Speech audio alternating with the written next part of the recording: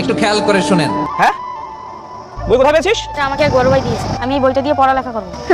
মুচির আবার পড়াশোনা, আবার বই? তুই এই বই নিশ্চয়ই চুরি করেছিস, নাহলে এত দামি বই এই বইটা তুই কোথায় পেলি? হ্যাঁ, কোথায় পেলি? নিশ্চয়ই চুরি করেছিস তুই। না সাহেব, আমি চুরি করিনি, আমি এই বইটা দিয়ে পড়ালেখা করবো। পড়ালেখা? দাঁড়া, তোকে চুরির শাস্তি আজকে আমি দেখাচ্ছি।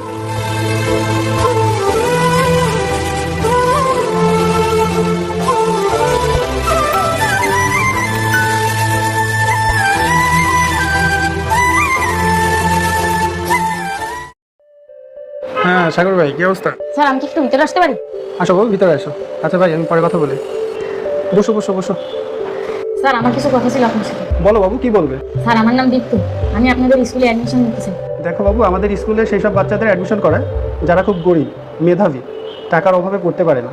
আমরা তাদেরই এখানে ভর্তি করি। তুমি একটা কাজ করো, তুমি অন্য স্কুলে অ্যাডমিশন নাও। স্যার আমি একজন মুসলিম, আমি খুব গরিব, আমার এই দুনিয়ার কেউ নেই। আমি পড়ালেখা করে একজন বড় অফিসার হতে চাই। সত্যি বলছো বাবু? তোমার এই পৃথিবীতে কেউ নেই? হ্যাঁ স্যার, এই পৃথিবীতে আমার আপন বলতে কেউ নেই। তাহলে ঠিক আছে বাবু, আমরা এমন বাচ্চাদেরই খোঁজ করে থাকি।